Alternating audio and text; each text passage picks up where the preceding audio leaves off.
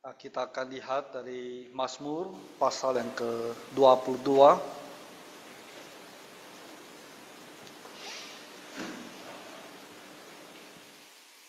ayat yang ke-20 ya, sampai ayat yang terakhir. Kita bacakan dulu secara bertanggapan. Tetapi Engkau Tuhan janganlah jauh, ya kekuatanku, segeralah menolong aku.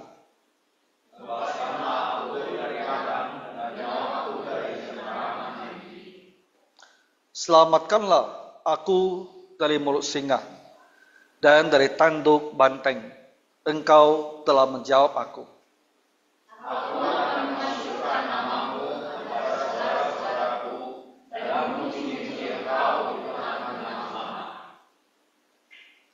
Kamu yang takut akan Tuhan, pujilah Dia. Hai segenap anak cucu Yakub, muliakanlah Dia, dan gentarlah terhadap Dia, hai segenap anak cucu Israel. Sebab Dia tidak memandang hina ataupun merasa jijik kesengsaraan orang yang tertindas, dan Dia tidak menyembunyikan wajahnya kepada orang itu, dan Dia mendengar ketika orang itu berteriak minta tolong kepadanya. Karena Engkau, aku memuji-muji dalam jemaat yang besar. Najarku akan kubayar di depan mereka yang takut akan Dia. Orang yang rendah hati akan makan dan kenyang. Orang yang mencari Tuhan akan memuji Dia. Biarlah hatimu hidup untuk selamanya. Segala ujung bumi akan mengingatnya dan berbalik kepada Tuhan. Dan segala kaum dari bangsa-bangsa akan sujud menyembah di hadapannya. Sebab Tuhanlah yang mempunyai kerajaan, Dialah yang memerintah atas bangsa-bangsa. Ya, kepadanya akan sujud menyembah semua orang sombong di bumi. Di hadapannya akan berlutut semua orang yang turun ke dalam debu, dan orang tidak dapat menyambung hidup.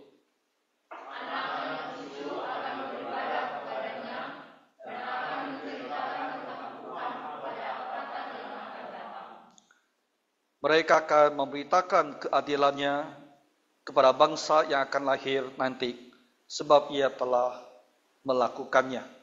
Nah, Tuhan memberkati pembacaan firman-Nya. Nah, ini adalah bagian yang kedua dari Mazmur pasal 22. Mazmur ini merupakan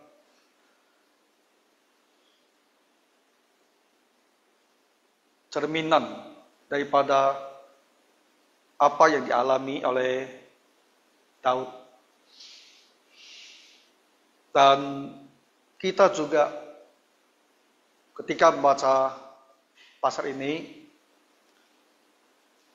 ya bisa merasa ya bahwa ini juga menjadi pengalaman kita ya dalam batas-batas tertentu. Mazmur 22 itu berbicara tentang penderitaan manusia. Ya. Penderitaan yang dialami Raja Daud yang sangat dalam, penderitaan yang berat. Dan kita semua dalam hidup ini, secara relatif ya, itu juga mengalami penderitaan. Dalam penderitaan yang sedemikian hebat, nah apa yang dia lakukan? Dan itu adalah hal yang sangat wajar, itu meminta pertolongan kepada Tuhan. Dalam keadaan yang sulit, kita pasti akan memandang kepada Tuhan. Karena disitulah datangnya pertolongan kita. Nah, dengan dalam imannya, dalam iman kita memohon, maka muncullah pengharapan. Pengharapan karena kita tahu bahwa Tuhan Allah akan memperhatikan kita. pengharapan yang pasti bahwa apa yang kita perlukan, Bapa tolong kita itu akan datang pada waktunya. Kita harus bersabar. Dan terakhir, yang dicontohkan oleh Daud untuk kita adalah harus memuji dan bersyukur kepadanya. Ya, setelah kita mendapatkan pertolongannya, kita harus ingat untuk bersyukur. Jadi ringkasnya itu ada 4 hal yang sesungguhnya adalah sangat logis sekali. Kesusahan atau penderitaan, permohonan bantuan, pengharapan, kemudian puji-pujian. Nah, ini sangat logis. Apabila kita menghadapi sesuatu hal yang begitu sulit, kita pasti sangat tersiksa. Dan kita akan datang kepada Tuhan untuk minta tolong. Kemudian kita akan merasa yakin bahwa pertolongan kita itu akan datang nantinya. Nah, setelah kita tertolong, kita akan mengucapkan syukur ya untuk memuji Tuhan kita. Nah, sekarang kita lihat ya lebih teliti apa yang dibicarakan oleh Daud ini. Dia bilang, tetapi engkau Tuhan, janganlah jauh.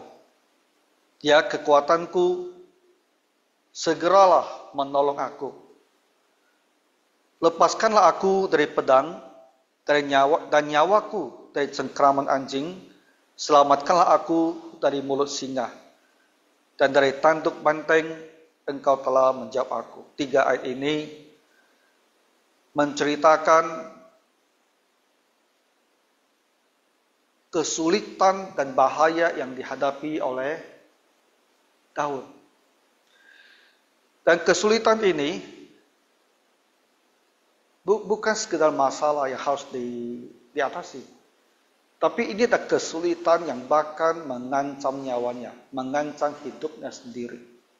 Dan ini adalah hal yang paling berat di dalam hidup kita. Kesusahan kita bisa bermacam-macam. Ya. Bisa karena masalah hubungan yang tidak baik, itu membuat kita sangat kesulitan. Tapi hubungan memang mungkin memakan hati ya, tapi kan tidak mematikan. Kadang-kadang kesusahan dalam bidang ekonomi, mungkin kita mengalami kerugian sangat besar, ya kita terkendala, membutuhkan dana, memang sulit. Tapi itu tidak mematikan juga. Daud di sini berbicara tentang hal yang paling sulit karena berhubungan dengan kelangsungan hidupnya. Ya. Lepaskan dari pedang. Pedang itu membunuh. Lepaskan dari pedang atau minta ditolong supaya dia jangan sampai terbunuh. Dari cengkraman anjing, ya. Ini bukan bicara tentang digigit oleh anjing, tapi ini berbicara tentang anjing gila, anjing yang besar, anjing buas, ya anjing yang bisa merobek-robek tubuh kita, yang membunuh. Dari mulut singa, nah, kalau mulut singa gambaran jelas sekali, kita tahu. Kalau gigit singa kita akan mati. Dari tanduk banteng, nah, kalau kena tanduk banteng nggak mati juga kita. Jadi dia pasti mengalami satu pergumulan hebat sekali. Dia pasti menghadapi satu ancaman yang sangat mungkin akan mengakhiri hidupnya. Sehingga dia bicara tentang pedang, tentang anjing, tentang singa, tentang banteng. Semuanya adalah hal-hal yang bisa mengakibatkan kematian terhadap dia. Dan dia minta supaya Tuhan lepaskan dia. Nah, mungkin dalam hidup kita tidak sampai ya menghadapi situasi seperti ini. Itu situasi ekstrim lah. Ya. Nah, orang yang kalau disandera, ya disandera, apakah untuk mendapat tebusan itu bisa sangat menakutkan, ya karena kalau tebusannya ada bermasalah, kita bisa dijadikan pelajaran gitu sama mereka yang menculik itu, dan bisa dibunuh itu. Nah, jadi orang yang disandera mungkin bisa mengalami ketakutan seperti ini. Karena kemungkinan dia itu mati itu adalah besar. Atau kita terjebak di dalam kerusuhan, ya, dan mereka yang mengepung itu kelihatannya begitu buas sekali, ya begitu ingin membunuh. Wah, ini kondisinya bisa seperti Daud ini. Takut sekali bisa mati. Atau kita mungkin didiagnosa ya suatu penyakit yang biasanya akan fatal. Ya, kita bisa benar-benar merasa kalau tak ada pertolongan, ya mungkin hidup saya tidak lama lagi. Nah, kondisi-kondisi seperti ini itu akan sama seperti yang dialami oleh Raja Daud. Ya, dia betul-betul khawatir. Kalau tak ada pertolongan dari Tuhan, dia akan mati. Makanya bilang, Tuhan janganlah jauh. Ya, janganlah jauh. Karena kalau Tuhan itu jauh, nanti tak ada pertolongan. Dia bilang, Tuhan jangan jauh. Dia minta sekali supaya Tuhan itu dekat dengan dia. Karena Tuhanlah kekuatannya, dan segeralah menolong aku. Karena ancaman itu begitu nyata. Kalau Tuhan tidak segera datang, kalau Tuhan mengulur waktu, mungkin musuhnya itu akan berhasil. Jadi bagi kita bisa melihat diri kita di dalam tulisan Daud ini. Mungkin bukan dalam arti yang paling ekstrim, ancaman nyawa kita, tapi dalam kesusahan-kesusahan kita yang lain. Yang tidak sampai mematikan, tapi sesungguhnya juga sangat sekali menekan kita. Kemarin saya bicara dengan seseorang, pas saya lagi di food court kan, memang orang yang saya kenal ya. Entah kenapa dia duduk gitu, nah, duduknya sampai 1 jam lebih. Hari ini aku lihat dia datang lagi, aku pulang. Karena nanti duduknya mau lama gitu. Tapi kemarin dia bicaranya ya mengenai, dia sih tidak berbicara tentang dirinya lah, tapi saya tahu cerita keluarga dia. Dia bicara sedikit. Kadang-kadang orang depresi ya. Orang depresi. Ya. Kita mungkin melihat ya seperti biasa-biasa aja. Kalau orang itu benar-benar depresi, yang ditanggung itu adalah berat sekali. Kenapa orang depresi sampai membunuh diri? Kalau orang yang kamu lihat dia itu seperti depresi dan dia mulai berbicara tentang bunuh diri, tak boleh dianggap enteng itu. Tak boleh dianggap itu hanya sekedar omong-omong. Enggak, dia bisa serius sekali. Kenapa? Karena depresi itu betul-betul merasa seolah tidak ada pengharapan. Nah, jadi tidak ada pengharapan, kan kita bilang kan tidak mematikan. Memang tidak mematikan. Tapi efek dia terhadap dirinya itu bisa rasa seperti mematikan. Dia mau mati itu. Karena tekanannya bagi dia, bagi kita mungkin merasa tak ada lah yang berat. Tapi bagi dia itu adalah berat. Kalau dia sudah dalam keadaan seperti ini, kita tak bisa lagi bilang, kenapa kamu begitu-gitu saja harus sampai gini seriusnya? Kita bisa bilang begitu lagi. Karena dia sudah dalam kondisi demikian, dia merasa, ya dia begitu. Nah, ini contoh seperti itu. Orang yang dalam kesulitan masalah rumah tangga, hubungan suami istri kurang bagus, ya mungkin tidak mematikan. Tapi yang mengalaminya itu bisa sangat-sangat berat sekali. Karena ketika orang merasa kasih sayang, dia itu dikhianati atau tidak diapresiasi sebagaimana dia inginkan, bagi dia itu bisa sangat berat. Nah, jadi bagi kita mungkin tingkatan penderitaan yang kita jalani barangkali tidak sehebat seperti ancaman pembunuhan, kematian yang dialami oleh Daud. Tapi bagaimanapun juga itu adalah penderitaan. Nah, dalam keadaan seperti ini, kita harus belajar dari Daud. Dan saya rasa kita dengan sendirinya juga akan berbuat demikian. Ya. Yaitu beralih memandang kepada Tuhan Allah kita. Mengingat kepada Tuhan Allah kita dan memohon kepadanya. Ya, selamatkanlah aku, jawablah aku. Berdoa. Dalam keadaan seperti ini, karena ada rasa mungkin putus asa, seolah-olah tak melihat ada terang di depan kita, itu bisa membuat kita itu malas berdoa. Ya, mungkin Bapak Ibu pernah mengalami seperti ini. Sudah tahu kita itu dalam kesusahan besar, tapi tak berdoa. Tapi tak mendekat kepada Tuhan. Tak mencari Tuhan. Karena itu adalah waktu di mana kita itu ada di titik yang sangat rendah dalam kehidupan rohani. Nah, kita harus sadar. Kita harus ingat. Kalau kita tidak mau bangun dalam keadaan seperti ini, tidak mau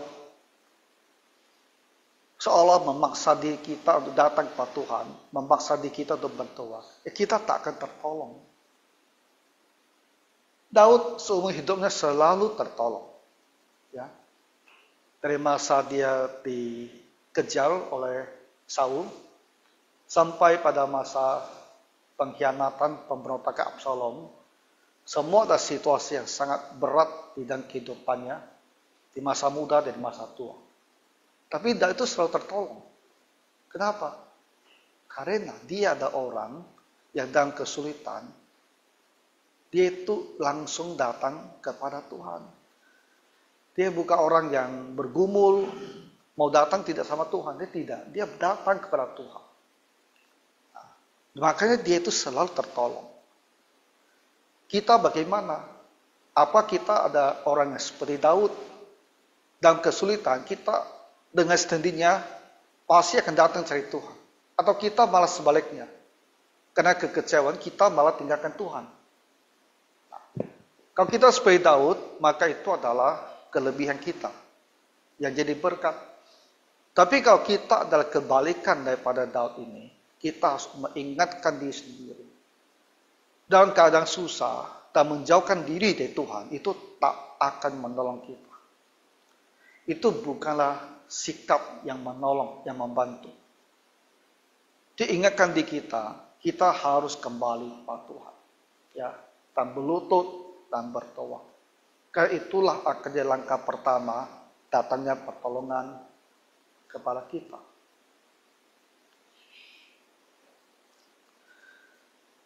Dengan kita menyerahkan diri kepada Tuhan dan memohon pertolongannya, maka kita pasti akan muncul satu pengharapan dan satu keyakinan bahwa Tuhan akan menolong, Tuhan akan mendengar. Kenapa mengalami seperti itu? Kesulitan ini yang kita mungkin sudah mencoba mengatasinya dengan segala cara, tapi ternyata gagal. Sehingga kita merasa tidak tahu apa lagi harus saya lakukan. Seolah-olah langkah mati. Tak ada langkah lagi bisa kita lakukan. Tapi ketika kita serahkan kepada Tuhan dan percaya bahwa Tuhan itu Allah Maha Besar, Dan Tuhan mengatakan, segala pencobaan untuk kita itu apa? Kita hadapi semua pencobaan dengan sukacita. Kan? Kitab Yakobus itu. Maka ketika kita menghayati dan meyakini perkataan Tuhan, timbul kepercayaan. Tuhan akan menolong. Entah bagaimana caranya, Dia akan menolong. Jadi situasi kita sudah berbalik. Sudah mulai bergerak naik. Karena kita tahu akan datang pertolongan itu. Mungkin 1 bulan lagi, mungkin lebih daripada itu, mungkin 1 tahun lagi, tapi pertolongan pasti akan datang. Pada akhirnya Tuhan akan menolong kita. Dan ketika pada waktunya nanti kita tertolong, maka kita akan memuji Tuhan. Ayat yang berikutnya, aku akan memasukkan namamu kepada saudara-saudaraku, memuji-muji engkau di tengah-tengah jemaat. Ya. Harus ingat, kita harus bersyukur pada Tuhan setelah kita ditolongnya. Ya, jangan lupa, masukkan namanya, ada tinggikan nama Tuhan ya. Dan puji namanya di tengah-tengah jemaat. Ceritakanlah apa yang Tuhan telah menolong, apa yang Tuhan telah perbuat ya, baik kepada saudara, baik kepada keluarga, maupun kepada orang-orang di dalam gereja. Ya, Daud bilang, kamu yang takut akan Tuhan ya, pujilah Dia. Segenap anak cucu Yakub, muliakanlah Dia, gentalah terhadap Dia, hai segenap anak cucu Israel. Jadi semua orang Israel Dia ajak untuk bersama-sama memuji Tuhan. Lalu dia ulang lagi, kenapa kita harus memuji Tuhan seperti ini? Dia bilang, Tuhan tidak memandang hina ataupun merasa jijik kesengsaraan orang yang tertindas.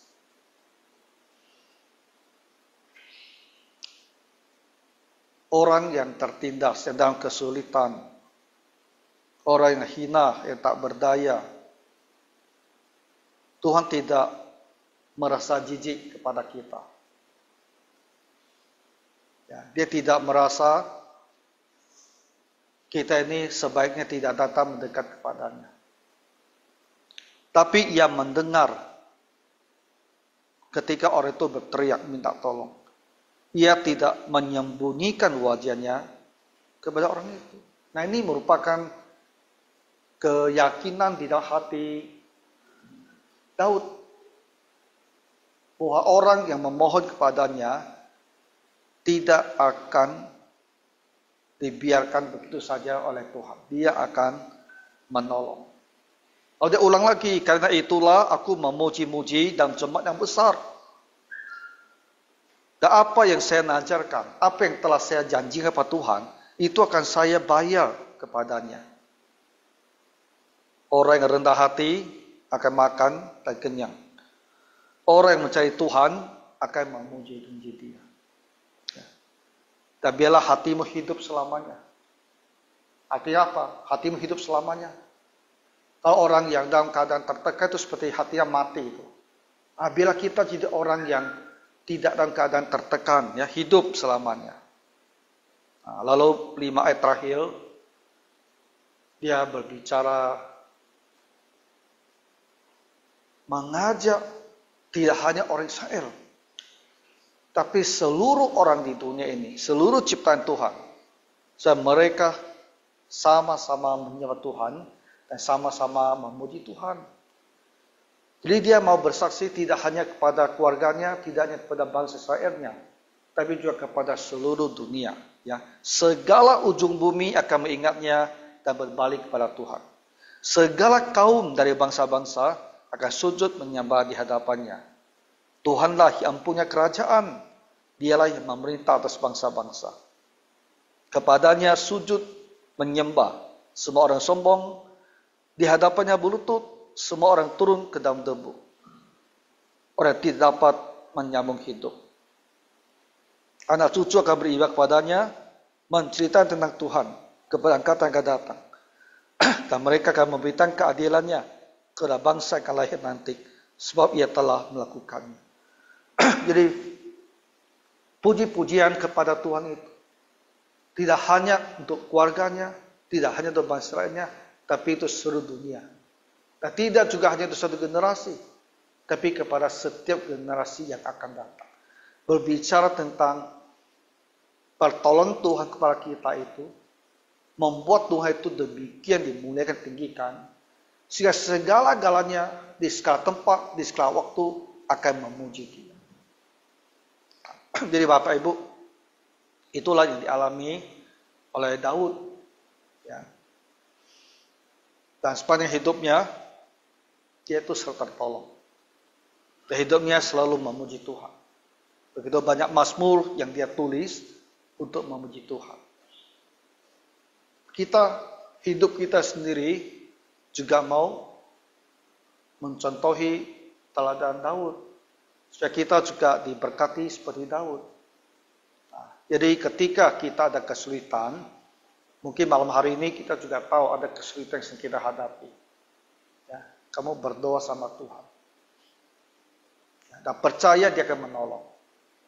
Nanti kapan waktunya, kalau Tuhan telah menjawab, kamu harus bercerita. Dan bersyukur atas pertolongan yang Dia berikan kepada kita.